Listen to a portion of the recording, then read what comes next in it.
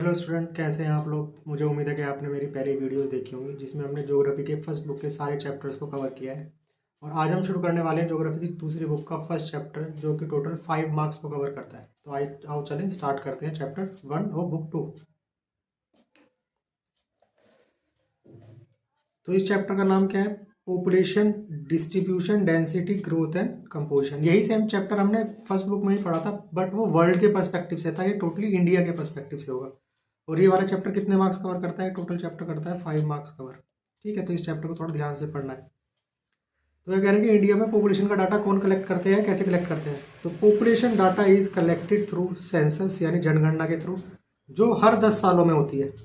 यानी भारत में हर 10 साल में आयोजित होने वाली जनगणना के माध्यम से जनसंख्या के आंकड़े एकत्रित किए जाते हैं। The first population census in India was conducted 1872, यानी 1872 में फर्स्ट सेंसस कराई गई। बट कंप्लीट सेंसस मीन्स कि लोगों की एजुकेशन के बारे में भी, उनके इकोनॉमिक सिचुएशन के बारे में भी, कि वो क्या काम करते हैं, खेती में काम करते हैं, इंडस्ट्री में काम करते हैं, कितने फैमिली मेम्बर्स हैं, क्या करते हैं। तो जो टोटल कंप्लीट सेंसस हुई थी वो कंप्लीट सेंसस होती है 1881 में। तो भारत में पहली जनसंख्या जनगणना 1872 में आयोजित की गई थी, लेकिन इसकी पहली पूर्ण जनगणना 1881 में आयोजित की गई थी। जैसे हमने फर्स्ट बुक में पढ़े थे फैक्टर अफेक्टिंग पॉपुलेशन डिस्ट्रीब्यूशन, वही सेम फैक्टर इंडिया में भी पॉपुलेशन को अफेक्ट करते हैं। तो कुछ कुछ चीज़ें कॉमन चलेंगी। तो इससे होगा कि अगर हम एक बुक का चैप्टर पढ़ेंगे तो वो हमारी दूसरी बुक का कंटेंट भी कवर करेगा। तो फैक्टर्स अफेक्टिंग पॉपुलेशन डिस्ट्रीब्यूशन क्या है कि जनसंख्या वितरण को प्रभावित करने वाले कारक। तो वही फिजिकल फैक्टर, यानी जिसे हमने वहां पे बोला था क्या, जियोग्राफिकल फैक्टर। ठीक है, कि फिजिकल फैक्टर होंगे। अगला क्या है, socio economic factor. And last क्या है, हिस्टोरिकल फैक्टर। ठीक है, तो फिजिकल फैक्टर्स में क्या क्या आते हैं, वही क्लाइमेट, कि एक्सट्रीम क्लाइमेट में लोग रहना पसंद नहीं करेंगे, तो मॉडरेट क्लाइमेट में लोग रहना पसंद करते हैं। तो क्लाइमेट भी पॉपुलेशन डेंसिटी को अफेक्ट करता है, पॉपुलेशन डिस्ट्रीब्यूशन को अफेक्ट करता है। अगला क्या है, लैंडफॉर्म। लैंडफॉर्म कैसे है कि माउंटेनियस एरियाज में कम लोग रहेंगे, दूर दूर रहेंगे। वहीं जब हम प्लेन एरियाज में आ जाएंगे, जैसे कि यूपी, बिहार, तो यहाँ पे ज़्यादा लोग रहेंगे, क्योंकि हम यहाँ पे ज़्यादा लोगों को सस्टेन कर सकते हैं। क्यों सस्टेन कर सकते हैं? क्योंकि यहाँ पे लार्ज स्केल पे खेती की जा सकती है। ज़्यादा लोग तभी तो रह पाएंगे जब उनके लिए खाने की चीज़ें होंगी। ठीक है, तो प्लेन एरियाज में ज़्यादा लोग रहते हैं। वहीं सोइल, मिट्टी कैसे अफेक्ट करती है पॉपुलेशन डिस्ट्रीब्यूशन को, कि अगर हमारी मिट्टी फर्टाइल होगी तो वो ज़्यादा खेती को फ्लरिश करा पाएगी, और ज़्यादा खेती को फ्लरिश करा पाएगी तो हम ज़्यादा चीज़ें प्रोड्यूस कर पाएंगे, जिससे हम ज़्यादा लोगों को सस्टेन कर पाएंगे। वहीं वाटर, अवेलेबिलिटी ऑफ वाटर तो सबसे प्राइम वो है कंडीशन, प्री रिक्वेसाइट, कि अगर कोई भी ह्यूमन सेटलमेंट तभी फ्लरिश कर पाएगी जब वहाँ पे साफ पीने का पानी होगा। ठीक है, एल्टीट्यूड, ज़्यादा एल्टीट्यूड पे, ज़्यादा ऊंचाई पे जब हम जाते हैं, धीरे धीरे जाते रहते हैं, तो वहाँ पे हमें कम कम लोग मिलते हैं। तिब्बत में जाएंगे तो तिब्बत में डिस्पर्स लोग मिलेंगे, जो घर होंगे वो ज़्यादा नहीं होंगे, कम कम होंगे। तो एल्टीट्यूड भी अफेक्ट करता है पॉपुलेशन डिस्ट्रीब्यूशन को। सोशो इकोनॉमिक फैक्टर क्या है कि एग्रीकल्चर डेवलपमेंट कैसा है, कि वहाँ पे हम कैसे खेती कर सकते हैं। अगर हम लार्ज स्केल पे खेती कर सकते हैं तो ज़्यादा पॉपुलेशन रहेगी, कम स्केल पे कर सकते हैं तो कम पॉपुलेशन रहेगी। अगला क्या है, इंडस्ट्रियल डेवलपमेंट। इंडस्ट्रियल डेवलपमेंट से क्या है कि जब इंडस्ट्रीज वहाँ पे सेटअप होंगी तो लोगों को क्या मिलेंगी, जॉब्स मिलेंगी। जॉब्स मिलेगी तो क्या होगा कि उनके पास इनकम जनरेट होगी, इनकम जनरेट होगी तो वो अपनी फैमिली को सस्टेन कर सकते हैं। तो जहाँ पे ज़्यादा जॉब्स होंगी वहाँ पे लोग ज़्यादा रहना पसंद करेंगे, बजाय इसके कि जहाँ पे जॉब्स कम होंगी। अर्बनाइजेशन माने शहरीकरण। शहर में लोग रहना क्यों पसंद करते हैं? क्योंकि उनको अच्छी फैसिलिटी मिलती है, किसकी, एजुकेशन की अच्छी फैसिलिटी मिलेगी, हेल्थ की अच्छी फैसिलिटी मिलेगी, उनको ट्रांसपोर्ट अच्छा मिलेगा, कि एक जगह से दूसरी जगह जाने में ज़्यादा टाइम वेस्ट नहीं हो रहा, आसानी से जा सकते हैं। ठीक है, एजुकेशन अच्छा मिलेगा, बच्चों के लिए स्कूल्स मिलेंगे, हेल्थ फैसिलिटी अच्छी मिलेंगी, हॉस्पिटल्स होंगे अच्छे। हिस्टोरिकल फैक्टर क्या होता है कि कैसा हमने ट्रांसपोर्ट नेटवर्क डेवलप किया है। अगर अच्छा परिवहन नेटवर्क है तो वहाँ पे लोग ज़्यादा रहना पसंद करेंगे। परिवहन नेटवर्क अच्छा होगा तो लोग आसानी से एक जगह से दूसरी जगह जा सकते हैं। ह्यूमन सेटलमेंट इवोल्यूशन कैसा है कि मानव बस्तियों का विकास कैसे हुआ है। आगे चल के हम नेक्स्ट चैप्टर में पढ़ेंगे मानव बस्तियां, तो तब देखेंगे मानव बस्तियों का, टाउन्स का विकास कैसे हुआ है। अगला क्या है, डेंसिटी ऑफ पॉपुलेशन, यानी जनसंख्या घनत्व। लास्ट बुक में हमने पढ़ा ही था ना कि क्या होता है डेंसिटी ऑफ पॉपुलेशन। तो डेंसिटी हम कैसे निकालते हैं, या जनसंख्या घनत्व हम कैसे निकालते हैं, कि ऊपर आता है total population divide by total area, तो इसको हम बोलते हैं क्या, पॉपुलेशन डेंसिटी। तो ये कह रहे हैं कि agricultural country like India, India में मैक्सिमम पॉपुलेशन क्या है, एग्रीकल्चरल वर्क में इन्वॉल्व होती है। तो India is a agricultural country. तो एग्रीकल्चरल कंट्री में हमने पॉपुलेशन डेंसिटी को 2 पार्ट्स में डिवाइड किया है, एक फिजियोलॉजिकल डेंसिटी और एक है एग्रीकल्चरल डेंसिटी। तो फिजियोलॉजिकल डेंसिटी को हम क्या बोलते हैं, भौतिक घनत्व बोलते हैं। तो इसे कैसे निकालते हैं कि total population whether they are doing agriculture और अनदर एक्टिविटीज। तो total population divide by net cultivated area. Net cultivated area मतलब कि जितने एरिया पे हम खेती करते हैं वहां से कुछ प्रोडक्ट प्रोड्यूस होते हैं, तो उसे हम कहते हैं फिजियोलॉजिकल डेंसिटी। एग्रीकल्चर डेंसिटी क्या होती है, यहाँ पे आता है total agriculture population. Agriculture population क्या होता है कि जो लोग एग्रीकल्चरल एक्टिविटी में इन्वॉल्व है उनको बोलते हैं एग्रीकल्चर पॉपुलेशन, यानी कुल कृषि जनसंख्या। जबकि फिजियोलॉजिकल डेंसिटी में क्या आती है, टोटल जनसंख्या, भले ही वो खेती कर रहे हैं कोई और इकोनॉमिक एक्टिविटी कर रहे हैं। ठीक है, एग्रीकल्चर डेंसिटी में क्या होती है, total agriculture population divide by net cultivated area. Net जो नीचे डिवीजन में वो सेम है, बस ऊपर वाली वो वैल्यू बदल जाती है। फिजियोलॉजिकल में टोटल पॉपुलेशन आती है, जबकि एग्रीकल्चर डेंसिटी में सिर्फ वो पॉपुलेशन आएगी जो एग्रीकल्चर में डायरेक्टली इन्वॉल्व है। ठीक है, लेबर भी हो सकती है, ओनर भी हो सकती है। स्पेशल डिस्ट्रीब्यूशन, स्पेशल मतलब कि स्थानिक वितरण, लोकेशन के हिसाब से। Spatial distribution of state based on their density are as follow. तो सबसे पहले क्या आते हैं, हाई डेंसिटी स्टेट, यानी जहाँ पे सबसे ज़्यादा जनसंख्या रहती है। तो हाई डेंसिटी स्टेट कौन से हैं, बिहार, वेस्ट बंगाल, उत्तर प्रदेश। ये वो स्टेट होंगे जहाँ पे हम लार्ज स्केल पे खेती कर सकते हैं। जब तक हम लार्ज स्केल पे खेती नहीं करेंगे हम लार्ज पॉपुलेशन को सस्टेन नहीं कर सकते। तो बिहार, वेस्ट बंगाल एंड उत्तर प्रदेश में सबसे ज़्यादा पॉपुलेशन डेंसिटी है, यानी जितना उनका एरिया है उसी एरिया के हिसाब से बहुत ज़्यादा लोग उसमें रहते हैं। मॉडरेट डेंसिटी के स्टेट कौन कौन से हैं, मध्यम जनसंख्या घनत्व वाले राज्य, असम, गुजरात। असम को थोड़ा याद रखना है, इसको जब लास्ट वाला पढ़ेंगे वहाँ पे ये एक्सेप्शन है। असम, गुजरात, आंध्र प्रदेश, हरियाणा, झारखंड एंड उड़ीसा। ये वो है जहाँ पे मॉडरेट है, ना ज़्यादा है ना ज़्यादा कम है। लास्ट क्या है, लो डेंसिटी वाले स्टेट्स। लो डेंसिटी वाले स्टेट्स क्या होंगे, हिली एरियाज, यानी हमने देखा ना कि माउंटेनियस एरियाज में लोग दूर दूर रहते हैं। तो hill states of Himalayan region and north eastern state excluding Assam. North east में हम आसाम को छोड़ दें, बाकी सारे स्टेट्स वो हैं जहाँ पे लो पॉपुलेशन डेंसिटी है। ठीक है, लो पॉपुलेशन डेंसिटी मतलब कि उनके एरिया को देखते हुए जनसंख्या बहुत कम रहती है। अब हम पढ़ेंगे ग्रोथ ऑफ पॉपुलेशन, यानी जनसंख्या की वृद्धि, कैसे हम इसको मेजर करेंगे, कैसे वो हो रही है, नेचुरल हो रही है, इंड्यूस्ड हो रही है। ठीक है, it is the change in the number of people living in a particular area between a 2 point of time. यानी टाइम तो हमें फिक्स करना पड़ेगा ना, तभी तो पता चलेगा कि कुछ चेंज हुआ है एक्चुअल में या कुछ चेंज नहीं हुआ है। यह किसी विशेष क्षेत्र में 2 समय बिंदुओं के बीच रहने वाले लोगों की संख्या में परिवर्तन है। एक यहाँ पे एक इंपॉर्टेंट कंसेप्ट आता है, पॉपुलेशन डबलिंग टाइम। ठीक है, तो पॉपुलेशन डबलिंग टाइम हम किसे कहते हैं, मान लो जिस स्पीड से हम ग्रो कर रहे हैं, अगर हम उसी स्पीड से ग्रो करते रहें तो हमारी टोटल पॉपुलेशन को डबल होने में जितना टाइम लगेगा उसी को बोला जाता है पॉपुलेशन डबलिंग टाइम, या जनसंख्या दोगुनी होने का समय। तो ये क्या है, it is the time taken by the population to double itself at its current annual growth. यानी ग्रोथ रेट को चेंज नहीं करना है हमने, जिस रेट से चल रहे हैं उसी रेट में जितना टाइम लगेगा उसे बोला गया पॉपुलेशन डबलिंग टाइम। यह वह समय है जो किसी भी जनसंख्या को उसकी वर्तमान वार्षिक वृद्धि दर पर दोगुनी होने में लगता है। पॉपुलेशन ग्रोथ हैज 2 कंपोनेंट, के पॉपुलेशन किस किस फैक्टर से ग्रो करती है।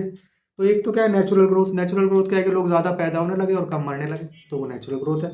This is analyse assessing the crude birth rate and death rate, यानी प्राकृतिक वृद्धि का इसका विश्लेषण जन्म और मृत्यु दर के आकलन द्वारा किया जाता है कि लोग ज़्यादा पैदा हो रहे हैं कम मर रहे हैं, तो नेचुरल ग्रोथ हो रही है।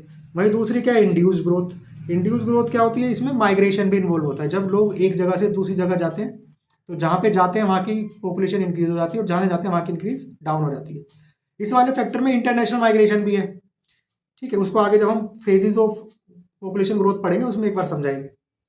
This assess by the volume of inward and outward movement. Inward मतलब जब हम कहीं जा रहे हैं, आउटवर्ड मूवमेंट जब हम कहीं से जा रहे हैं। Of people in any given area. प्रेरित वृद्धि क्या है, इसका आकलन किसी भी क्षेत्र में लोगों की आंतरिक और बाहरी आवाजाही की मात्रा के आधार पर किया जाता है। अब इंडिया के पॉपुलेशन ग्रोथ को हमने टोटल 4 फेजेस में डिवाइड किया है, और ये जो 4 फेजेस है, फेजेस ऑफ पॉपुलेशन ग्रोथ, ये बहुत इंपॉर्टेंट कॉन्सेप्ट है इस चैप्टर से, यहाँ से क्वेश्चन आना ही आना है। तो सबसे पहला क्या है, फेज 1। इनका ईयर याद रखना है, 1901 से लेकर 1921 तक। तो इस वाले फेज को हम क्या कहते हैं, स्टैग्नेंट और स्टेशनरी फेज। स्टैग्नेंट मतलब कि पॉपुलेशन घट ही नहीं रही है। इसमें इस फेज में टाइम ऐसा भी आता है जहाँ पे हम नेगेटिव ग्रोथ रेट भी करते हैं कि हमारी पॉपुलेशन जितनी है उससे घट जा रही है। तो इस फेज को बोला गया स्टैग्नेंट और स्टेशनरी फेज, यानी जितनी है उतनी है और समटाइम्स घट भी जा रही है, बिल्कुल भी बढ़ नहीं रही है। ऐसा क्यों हुआ, इसको पढ़ेंगे। Growth rate was very low, even recording negative growth rate during 1911 to 1921। इस बीच में हमने नेगेटिव ग्रोथ भी देखी कि हमारी पॉपुलेशन घट गई। विकास दर बहुत कम थी, यहाँ तक कि 1911 से 1921 के दौरान नकारात्मक विकास दर भी दर की गई। क्यों, both birth rate and death rate were high, hence overall rate of growth was low. यानी लोग पैदा तो ज़्यादा हो रहे हैं बट लोग मर भी ज़्यादा रहे हैं, और समटाइम्स पैदा होने से ज़्यादा मर जा रहे हैं। वो एक फेज में हुआ 1911 से 1921 तक। जन्म दर और मृत्यु दर दोनों ही अधिक थी, इसलिए समग्र विकास दर कम थी, यानी ओवरऑल ग्रोथ रेट डाउन था। अब ये क्यों था ऐसे? क्योंकि poor health and medical services, hospital services नहीं थी, मेडिसिन अवेलेबल नहीं होती थी, इलिटरेसी, लोगों में साक्षरता दर कम थी, inefficient distribution of system of food, यानी फूड का डिस्ट्रीब्यूशन भी इनएफिशिएंट था। क्योंकि अगर आज के टाइम में भी हम देखें तो आंगनवाड़ी के थ्रू या पीडीएस के थ्रू जो प्रेग्नेंट लेडीज़ होती हैं उनको एक्स्ट्रा न्यूट्रिशियस फूड प्रोवाइड किया जाता है, जिससे उनको प्रेगनेंसी के टाइम में अच्छा न्यूट्रिशन मिल सके, जिससे जो बेबी प्रोड्यूस हो वो हेल्थी प्रोड्यूस हो। बट उस टाइम पे ये सब चीज़ें अवेलेबल नहीं थी, तो इससे डेथ रेट ज़्यादा था। खराब स्वास्थ्य और चिकित्सा सेवाएं, निरक्षरता, भोजन और अन्य आवश्यक वस्तुओं की असक्षम वितरण। नेक्स्ट फेज क्या है? फेज 2 ये है 1921 से 1951 तक, इनके ईयर्स याद रखने हैं। This decade is known as steady population growth, यानी धीरे धीरे लगातार बढ़ रही है थोड़ी पॉपुलेशन ग्रोथ, क्योंकि हमारी मेडिकल फैसिलिटीज थोड़ा इंप्रूव हो जाएंगी। इस दशक में जनसंख्या में लगातार वृद्धि हुई। And overall improvement in health and sanitation, यानी हमारी स्वच्छता में जो थी, स्वास्थ्य और स्वच्छता में थोड़ा इंप्रूवमेंट हुआ, जिससे क्या हुआ कि डेथ रेट थोड़ी डाउन हो गई और बर्थ रेट तो चल ही रहा है, तो पॉपुलेशन ग्रो कर रही है। दैट रिड्यूसेस मोर्टेलिटी रेट, यानी स्वास्थ्य और स्वच्छता में समग्र सुधार के कारण क्या हुआ कि मृत्यु दर में थोड़ी कमी आ गई। इस फेज ने एक चीज और देखी, great economic depression of 1920 and world war 2। तो इससे क्या होगा कि वर्ल्ड वॉर 2 में भी कुछ लोग मरेंगे, तो हल्का फुल्का पॉपुलेशन पे इम्पैक्ट आएगा। नेक्स्ट फेज क्या है? नेक्स्ट फेज है 51 से लेके 81 तक, ये भी इंपॉर्टेंट है। इसको हम क्या बोलते हैं? इसको बोलते हैं पॉपुलेशन एक्सप्लोजन, यानी जनसंख्या विस्फोट। इस फेज को हम पॉपुलेशन एक्सप्लोजन के नाम से जानते हैं। क्यों? क्योंकि डेथ रेट लार्ज लेवल पर रिड्यूस हुई, जबकि बर्थ रेट उसी रेट पे चलती रही, यानी जिस रेट पे चल रहे थे। तो उससे क्या हुआ कि लोग मरे कम, पैदा ज़्यादा हो गए, तो जनसंख्या एकदम से ग्रो कर गई। इसी को बोला गया पॉपुलेशन एक्सप्लोजन या जनसंख्या विस्फोट। It was caused by rapid fall in mortality rate but high fertility rate in the country. के फर्टेलिटी रेट, बच्चों का जो प्रोडक्शन हो रहा है वो सेम रेट पे हो रहा है, बट उनकी डेथ घट गई है, डेथ नहीं हो रही है, क्योंकि हमारी मेडिकल सर्विसेज इंप्रूव हो गई है, लिटरेसी थोड़ी बढ़ गई है, फूड डिस्ट्रीब्यूशन सिस्टम थोड़ा अच्छा हो गया है, सेंट्रली प्लान स्कीम आ गई है, अब सेंटर ज़्यादा पैसा खर्च कर रही है लोगों के ऊपर। पैसा खर्च होगा तो जॉब्स मिल रही हैं, जॉब मिलेंगे तो पैसा भी आएगा, ठीक है। इस कारण देश में मृत्यु दर में तेजी से गिरावट आई, लेकिन उच्च प्रजनन थी, जिसके कारण क्या हुआ? Population explosion. During this period development activities were introduce through the centralised planning process, यानी सब कुछ केंद्र सरकार ने अपने हाथ में लिया। केंद्र सरकार के पास रिसोर्सेज भी ज़्यादा होते हैं। जब हम पोल साइंस पढ़ेंगे तो उसमें दो डिटेल से समझेंगे इसको। इस अवधि के दौरान केंद्रीकृत योजना प्रक्रिया के माध्यम से विकासात्मक गतिविधियों को शुरू किया गया। माइग्रेशन वाज अनदर फैक्टर, मैंने ऊपर बताया था ना ये इंड्यूस्ड वाला। तो इंड्यूस वाले में क्या आता है? माइग्रेशन, यानी विस्थापन होना या एक जगह से प्रवास करना। Migration was another factor of population growth. अब यहाँ पे हम इंटरनेशनल माइग्रेशन की बात कर रहे हैं कि तिब्बत से लोग आ जा रहे हैं, क्योंकि उस टाइम पे चाइना ने तिब्बत को कवर करने की कोशिश की थी। बांग्लादेश से लोग आ रहे हैं, पाकिस्तान से लोग आ रहे हैं। तो उससे क्या हो रहा है कि हमारी पॉपुलेशन नेचुरली तो ग्रोथ हो ही रही है, बट इंड्यूस्ड ग्रोथ भी हो रहा है पॉपुलेशन में ड्यू टू माइग्रेशन, प्रवासन के थ्रू। उस समय जनसंख्या वृद्धि का एक अन्य कारण प्रवासन भी था, इसमें इंटरनेशनल माइग्रेशन भी इंक्लूड है। नेक्स्ट फेज क्या है कि फेज 4 पोस्ट 1981, यानी 1981 से लेके अभी तक का फेज। तो अब क्या होगा कि अब लोग ज़्यादा समझदार हो जाएंगे, डेथ रेट भी कम हो जाएगी, और समझदारी के कारण क्या होगा कि लोग बर्थ रेट भी कम कर देंगे कि अब हमें कम बच्चे करने चाहिए, जितने कम होंगे उतनी बेहतर सर्विसेज हम उन्हें प्रोवाइड करा पाएंगे। Post 1981 till the present the growth rate of the countries population through remained high. तो मतलब कुछ टाइम के लिए हाई रही, बट धीरे धीरे स्टार्टेड स्लोइंग डाउन ग्रेजुअली। 1981 के बाद से लेकर अब तक देश की जनसंख्या की वृद्धि हालांकि उच्च बनी रही, लेकिन धीरे धीरे धीमी होने लगी, क्योंकि अब लोग अब समझदार होने लगे कि ज़्यादा बच्चा पैदा करने का कोई फायदा नहीं है। A downward trend in the birth rate is held responsible for such population growth, यानी हमारा बर्थ रेट जो प्रजनन दर है वो थोड़ा कम हो गया। जन्म दर में गिरावट के कारण इस प्रकार की जनसंख्या वृद्धि के लिए जिम्मेदार माना जाता है। The low birth rate is result of increase क्या है? Increase in the age of marriage, यानी पहले जल्दी शादी कर देते थे, अब शादी की एज भी बढ़ गई है। Improve quality of life, quality अच्छी हो गई है, जितने कम लोग होंगे उतना ज़्यादा चीज़ें हम अच्छे से बेहतर कर पा रहे हैं, अच्छी जो मिल रही है, खेती पे ज़्यादा डिपेंडेंट है। जब पहले एग्रीकल्चर कम्युनिटी हुआ करती थी तो वहाँ पे ज़्यादा बेबी की ज़रूरत पड़ती है, क्योंकि मैन पावर की ज़रूरत है ना खेती करने में। Particularly the education of the female in the country, यानी फीमेल की भी जब एजुकेशन बढ़ेगी, लिटरेसी रेट बढ़ेगा, तो फीमेल्स भी कहेंगे कि नहीं, कम बच्चे पैदा करने में ही फ़ायदा है, क्योंकि बेबी प्रोड्यूस करने में सबसे ज़्यादा अगर किसी की मेहनत लगती है, किसी का शरीर यूज होता है, तो वो फीमेल मेंबर्स हैं। देश में विवाह की आयु में वृद्धि, जीवन स्तर में सुधार और विशेष रूप से महिलाओं की शिक्षा में सुधार के कारण जन्म दर कम हुआ है। नेक्स्ट कॉन्सेप्ट क्या है कि एडोलसेंट पॉपुलेशन एंड चैलेंजेस, यानी किशोर आबादी और चुनौतियां। अब किशोर आबादी किसी भी देश के लिए एक एसेट की तरह काम करती है, एक संपत्ति की तरह काम करती है। क्यों? क्योंकि वही तो आगे चल के देश का फ्यूचर बनाएंगे। जब वो पढ़ेंगे लिखेंगे अच्छा काम करेंगे तो वो आगे चल के टेक्नोलॉजिकल इनोवेशन करेंगे, सोसाइटी के लिए कुछ बेहतर काम करेंगे, तो उससे क्या होगा, देश बेहतरी की तरफ चलेगा। बट उसके लिए हमें क्या करना है कि इन एडोलसेंट्स में ध्यान भी देना है, क्योंकि ये एक वो एज होती है जहाँ पे चीज़ें आउट ऑफ कंट्रोल भी हो जाती हैं, शायद गलत डायरेक्शन में भी जा सकते हैं। तो फिर अगर गलत डायरेक्शन में चले गए तो वो एसेट बनने के बजाय, हमारी संपत्ति बनने के बजाय हमारे ऊपर बर्डन क्रिएट हो जाएगा। तो आप पढ़ते हैं एडोलसेंट्स के बारे में, यानी किशोर क्या है। The share of adolescents is about 20.9%, यानी ओवरऑल पॉपुलेशन में 20.9% कौन है, एडोलसेंट्स। और इसमें 52.7% कौन है, मेल्स, और बाकी 47.3% कौन है, फीमेल एडोलसेंट्स। यानी किशोरों की हिस्सेदारी लगभग 20.9% है, जिनमें पुरुष 52.7% है और महिला कितनी है, 47.3। The adolescent population is the youthful population, यानी बिल्कुल यंग है, एनर्जेटिक भी है, किसी चीज़ को लर्न भी आसानी से कर सकते हैं, ठीक है। हैविंग पोटेंशियल, यानी उनके अंदर क्षमता तो है, but at the same time they are quite vulnerable if not guided properly. अगर उन्हें ढंग से गाइड ना किया जाए, समझाना जाए, तो वो गलत डायरेक्शन में भी जा सकते हैं। जैसे स्कूल नहीं जाएंगे, स्कूल छोड़ के बाहर चले जाएंगे, धूम्रपान करेंगे, कुछ गलत काम करेंगे, गुटखा खाएंगे, तो उससे क्या होगा, उनकी हेल्थ खराब हो जाएगी, पढ़ेंगे लिखेंगे नहीं, तो फिर वो देश के लिए एसेट न बन के एक बर्डन बन जाएंगे। किशोर वे आबादी युवा आबादी है जिसमें उच्च क्षमता होती है, यानी कैपेसिटी है, वो जो चाहे वो कर सकते हैं, लेकिन साथ ही अगर उन्हें सही मार्गदर्शन न दिया जाए तो वे काफ़ी असुरक्षित भी हो जाते हैं। अभी चैलेंजेस क्या है, चैलेंजेस बहुत इंपॉर्टेंट है। Challenges for adolescents, challenges for a society as far as adolescent are concern are, क्या है कि किशोरों के संदर्भ में समाज के सामने आने वाली कुछ चुनौतियाँ क्या क्या है। सबसे पहले लोअर एज एट मैरिज, की जल्दी विवाह नहीं करना। अगर जल्दी शादी हो जाएगी तो दोनों ही यंग एज में है, जो बेबी प्रोड्यूस होगा वो उतना मैच्योर बेबी प्रोड्यूस नहीं होगा, और दोनों में ही वो समझदारी वाला लेवल नहीं है।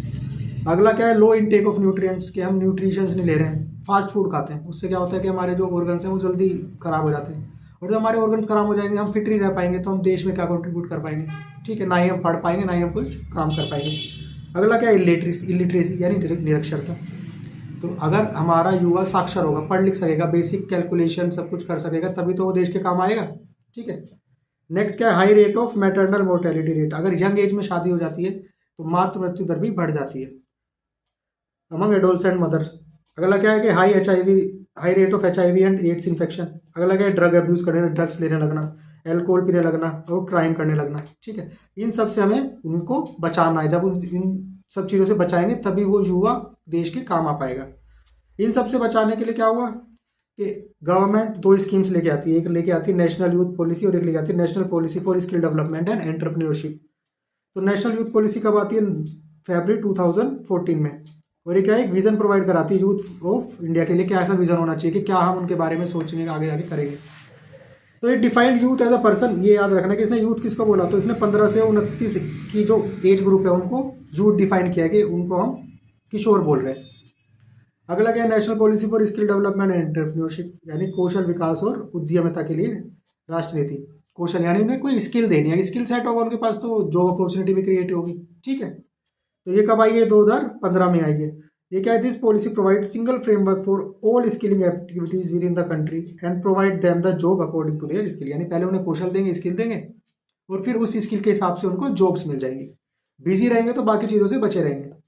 यह नीति देश के भीतर सभी कौशल विकास गतिविधियों के लिए एक एकल ढांचा प्रदान करती है और उन्हें कौशल के अनुसार रोजगार उपलब्ध कराती है। नेक्स्ट टॉपिक क्या है कि पॉपुलेशन कंपोजिशन, यानी जनसंख्या की संरचना कैसी है। जनसंख्या की संरचना से क्या मतलब है कि हमारी पॉपुलेशन रूरल एरियाज में रहती है या हमारी पॉपुलेशन अर्बन एरियाज में रहती है। हमारी पॉपुलेशन क्या का जो जेंडर रेशियो है वो कैसा है कि मेल्स ज़्यादा है, फीमेल्स ज़्यादा है। हमारी जो जनसंख्या है वो भाषा कौन सी बोलती है, कैसी लिंग्विस्टिक कंपोजिशन है, रिलीजियस कंपोजिशन क्या है। तो इस सब को जब हम स्टडी करते हैं तो इसको बोला जाता है population composition. It cover the analysis of age and sex, place of residence, ethnic characteristics, tribe, language, religion, marital status, literacy and education, occupational characteristics. इन सब के बेसिस पे हम अपनी पॉपुलेशन का कंपोजिशन डिफाइन करते हैं। इसमें आयु व लिंग, निवास स्थान, जातीय विशेषता, जनजातियाँ, भाषा, धर्म, वैवाहिक स्थिति, साक्षरता और शिक्षा, व्यावसायिक विशेषता आदि का विश्लेषण शामिल होता है। तो सबसे पहले कंपोजिशन क्या है, रूरल अर्बन कंपोजिशन, कि कितनी जनसंख्या रूरल एरियाज में रहती है, कितनी जनसंख्या अर्बन एरियाज में रहती है। अगर रूरल एरियाज में ज़्यादा जनसंख्या रहेगी तो वो एग्रीकल्चर पे ज़्यादा डिपेंड रहेगी, वहीं अगर हम अर्बन एरियाज में आ जाएंगे तो इंडस्ट्रियल इकोनॉमी की तरफ चलेंगे।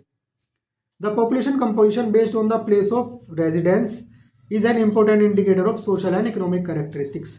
सोशल एंड इकोनॉमिक कैरेक्टरिस्टिक्स कैसे कि भाई अगर हम रूरल एरियाज में रहेंगे तो सोशल डिस्क्रिमिनेशन ज़्यादा देखने को मिलता है, इकोनॉमिक पार्टिसिपेशन ज़्यादा नहीं होता, लिमिटेड चीज़ें होती है हमारे पास करने के लिए। वहीं जब हम शहरों में आ जाते हैं तो शहरों में हमारे पास मल्टीपल चीज़ें करने के लिए, हम बैंकों में काम कर सकते हैं, हम एमएनसी में काम कर सकते हैं, हम टीचिंग का काम कर सकते हैं, हम 10 तरह के काम कर सकते हैं। जब अलग अलग तरह के काम करेंगे तो जो सोशल डिस्क्रिमिनेशन है वो भी रिड्यूस हो जाता है, क्योंकि सोशल डिस्क्रिमिनेशन कहाँ से ओरिजिनेट होता है? इकोनॉमिक डिस्क्रिमिनेशन से, कि जैसा आप काम कर रहे हैं वैसे ही समाज में आपकी एक स्थान बन जाता है। निवास स्थान के आधार पर जनसंख्या की संरचना सामाजिक और आर्थिक विशेषताओं का एक महत्वपूर्ण संकेतक है। तो इंडिया में रूरल पॉपुलेशन कितनी है? 68.8% और अर्बन पॉपुलेशन कितनी है? 31.16%। तो ये याद रखना है। अगला कंपोजिशन क्या है? लिंग्विस्टिक कंपोजिशन के भाषा के आधार पर हम जनसंख्या का विभाजन करें तो the speaker of major Indian language belong to the 4 language families से बिलोंग करते हैं। कौन सा? Austric, Dravidian, Sino Tibetan and Indo European. तो ये 4 वो ग्रुप्स हैं जिनसे आगे चल के डिफरेंट डिफरेंट लैंग्वेज भी जनरेट होती है। Speaker of Hindi have the highest percentage, यानी हिंदी बोलने वाले सबसे ज़्यादा परसेंटेज में। भारत की प्रमुख भाषाओं के वक्ता 4 भाषा परिवार से संबंधित है, Austric, Dravidian, Sino Tibetan and Indo European. Hindi बोलने वालों का प्रतिशत सबसे अलग है, ठीक है। और सबसे छोटे कौन से स्मॉलेस्ट लैंग्वेज ग्रुप्स कौन कौन से हैं ये याद रखना। लार्जेस्ट में याद रहेगा हिंदी, स्मॉलेस्ट कौन कौन सा है? संस्कृत, बोडो एंड मणिपुरी स्पीकर्स, यानी सबसे छोटे भाषा के समूह कौन से हैं? संस्कृत, बोडो, मणिपुरी बोलने वाले लोग। और ये भी याद रखना कि भारत के संविधान में टोटल 22 लैंग्वेजेस यानी इन्हें शेड्यूल किया गया है, यानी जिन्हें कॉन्स्टिट्यूशन ऑफ इंडिया एक्नॉलेज करता है कि हाँ ये ऑफिशियल्स लैंग्वेज हो सकती है। तो 22 schedule language of in India. Religious composition क्या है कि धार्मिक अगर हम रचना देखें तो Hindus 80%, Muslims 14%, Christian 2.3% and Sikh 1.6%। वहीं अगर हम ऑक्यूपेशन के हिसाब से देखें तो मेन वर्कर कौन होते हैं? क्या ऑक्यूपेशन को हमने 3 में करा है, एक वो जो 6 महीने से ज़्यादा काम कर रहे हैं, एक वो जो 6 महीने से कम काम कर रहे हैं, और एक वो जो घर बैठे कुछ काम नहीं कर रहे, ठीक है। तो अगर हम 6 महीने से ज़्यादा कोई काम करता है रेगुलर तो उसे हम बोलते हैं मेन वर्कर्स यानी मुख्य श्रमिक। वहीं अगर 6 महीने से कम कोई काम करता है तो उसे हम बोलते हैं मार्जिनल यानी सीमांती श्रमिक, कभी कभी कर लेता है कभी नहीं करता। और नॉन वर्कर कौन है? जो कभी काम करते ही नहीं है। तो ये पूरा चैप्टर था, इस चैप्टर को डिटेल में पढ़ना है क्योंकि चैप्टर टोटल 5 मार्क्स कवर करता है और इसके क्वेश्चन आंसर हम जल्दी ही अपलोड करेंगे और नेक्स्ट चैप्टर भी हम फास्ट अपलोड करेंगे जिससे आपके एग्जाम से पहले आप रिवीजन कर सकें और मैक्सिमम मार्क्स को स्कोर कर सकें। Thank you.